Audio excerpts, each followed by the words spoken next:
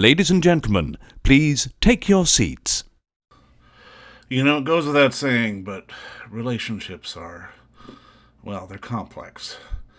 And you know, if you're within the sound of my voice, that must mean you're in the seats with, once more, as always, my name is Dave Voigt, and I'm the host of this podcast, where we sit down with a wide-ranging variety of entertainment industry professionals, and we pick their brain about current projects, state of the industry, how they got started, and so very much more in a light and in a conversational fashion. And you know, if you like how we do things around here, I'm gonna go out on a limb and assume that you do, because let's face it, you're listening right now. And if you are, subscribe. Hit that subscribe button. Give us the old 5-star rating on your podcast provider of choice. We're available pretty much everywhere. Places like Apple, Amazon, Spotify, Google. And plus, we archive every single one of our episodes over at our In the Seats YouTube channel. So if you can give us a like and subscribe there as well, we would absolutely appreciate it. Also, don't hesitate to check us out on the social media. We're on the Facebook, we're on the Twitter, we're on the Instagram, we're on Letterboxd, and God knows, we're probably a few other places too. But wherever you find us, we're at In the Seats for all sorts of fun updates. And finally, and I do dare say most importantly, please pay us a visit over at In the Seats.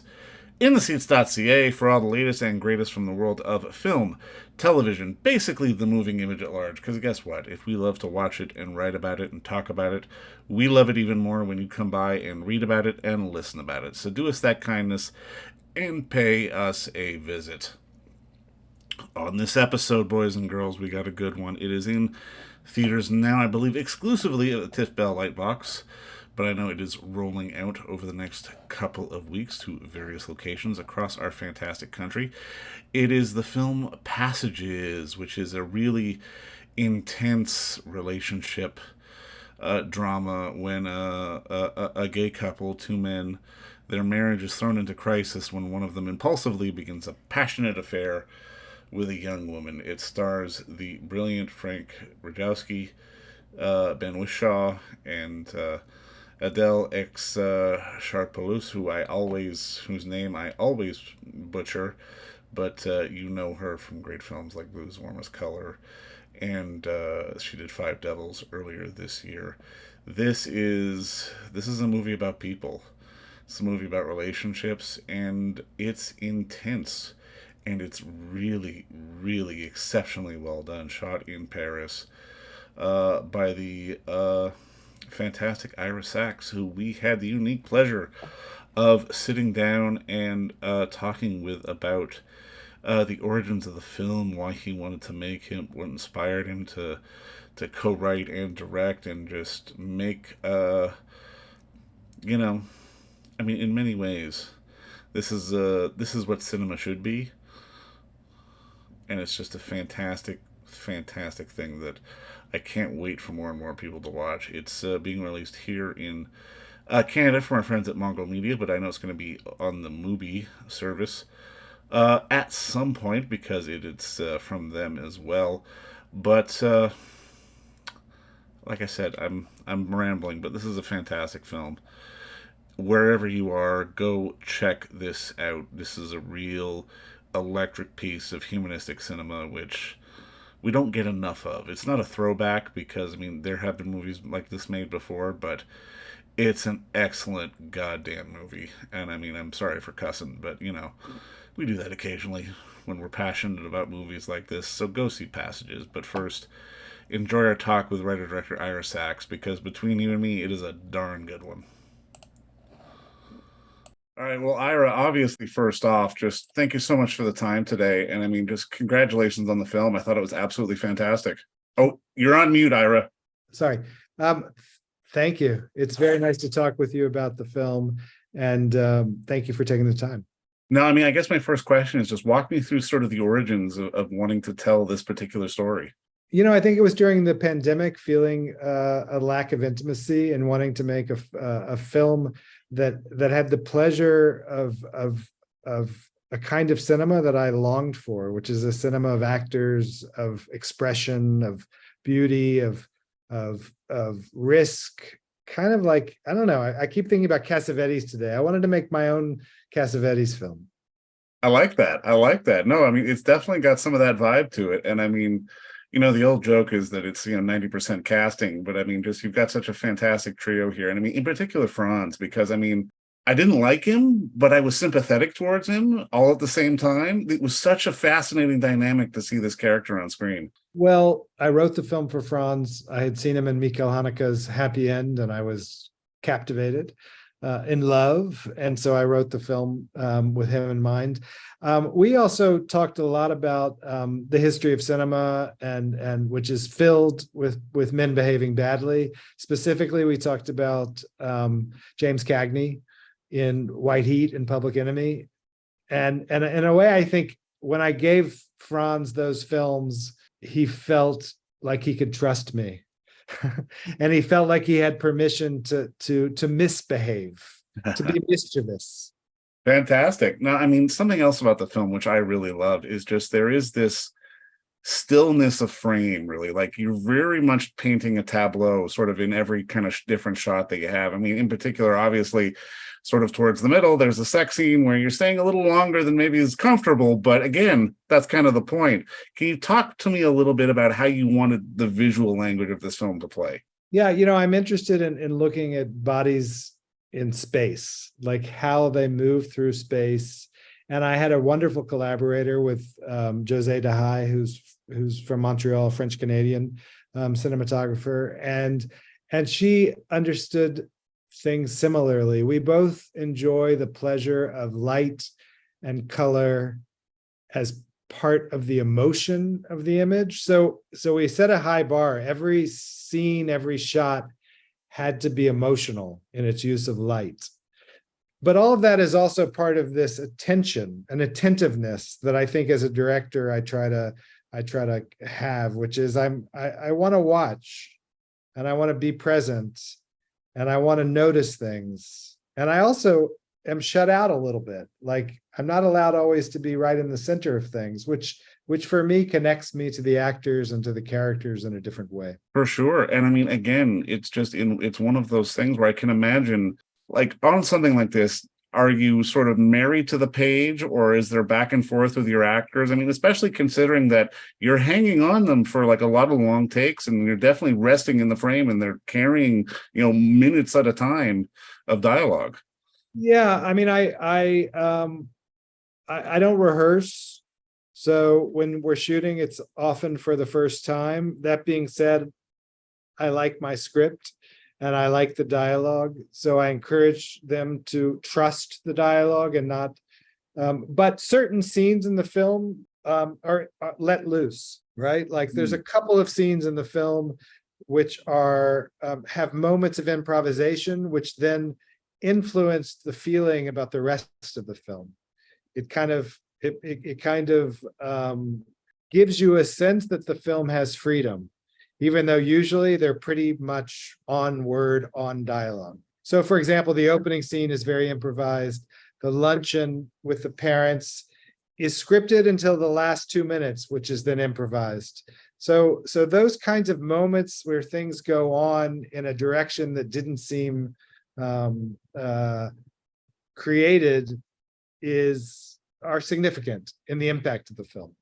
For sure. And I mean, again, especially in watching this, I definitely picked up on a few through threads from some of your other work, just because, especially with everything that you've done, there's always been sort of this element of realism and human drama, but also a little bit of humor just bubbling underneath at the same time. Like, I'm kind of curious because obviously when people have made dramas before or sort of tackled this similar subject matter, they've been very intense about it and very sort of over the top and dramatic about it. There is this almost undertone of absurdity or hilarity to it, which I genuinely appreciated. And I mean, I think that comes through in a lot of your work. Like, how important is it for you to never sort of leave the levity out of it, even in the very serious moments?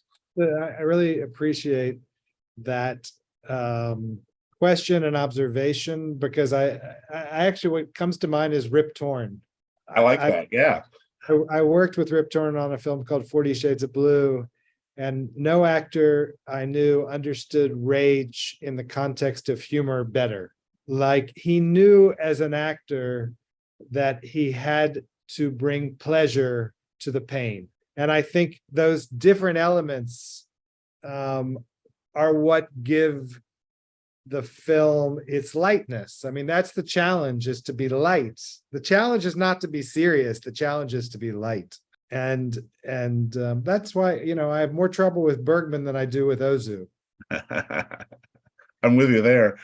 No, I'm curious because, I mean, obviously, these are both three fantastic actors. I mean, was there a moment in sort of shooting or sort of in development when you knew you had sort of the right combination?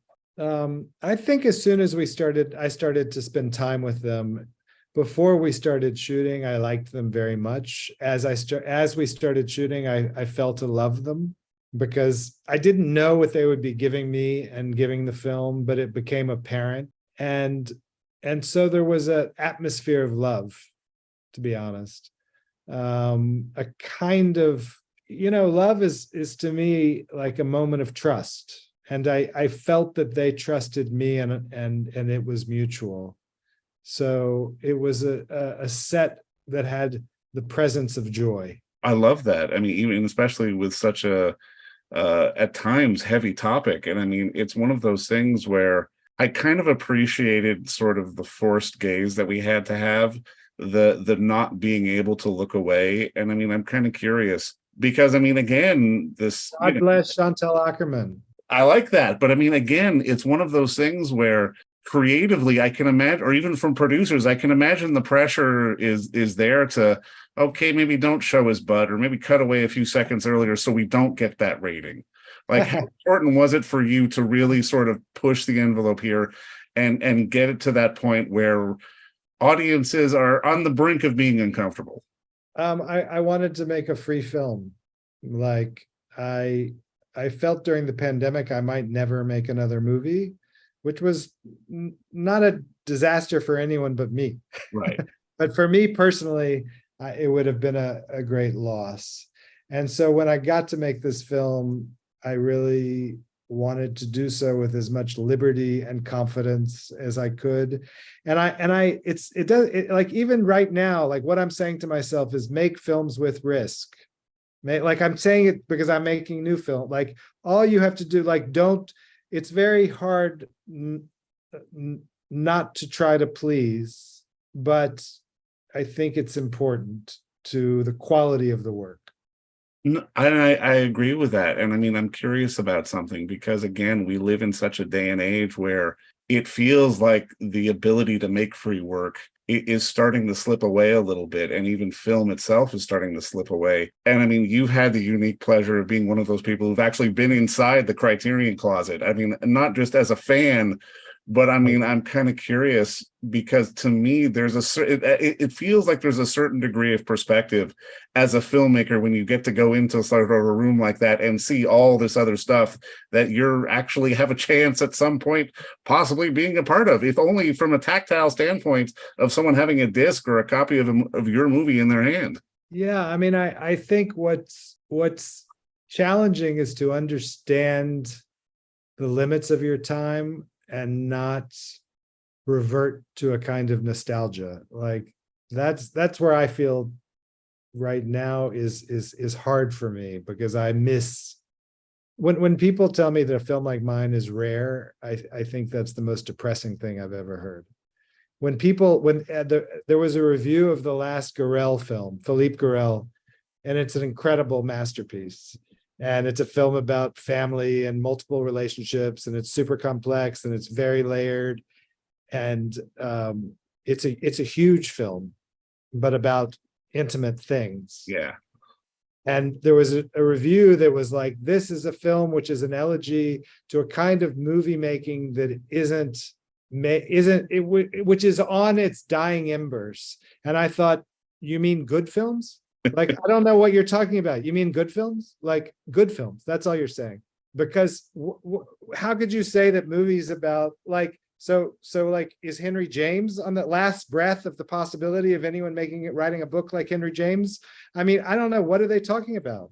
Okay, so I mean, I totally agree with you because I mean, I wouldn't necessarily say like Passages is a rare film, maybe rare for the time, but not rare. But at the same time, I'm curious because Oh, obviously, when I say rare film, people say to me, "You've made a film about relationships. Why did you choose to do that?" I'm like, "What other films should? What are you talking about? Like, did it feel risky to make films about relationships? Like, I get that question because it seems like that is in itself a film in which people are human does seem rare in America.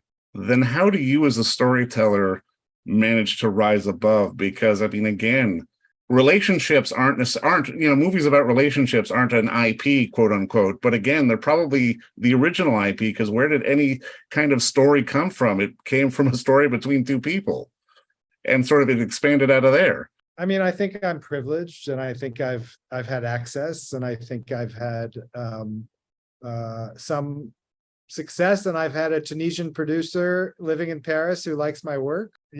So I've had patrons, and I've I've I've been fortunate. I wouldn't say lucky, because lucky implies that it came too easily. But the fact that I can sustain this career seems unexpected to me.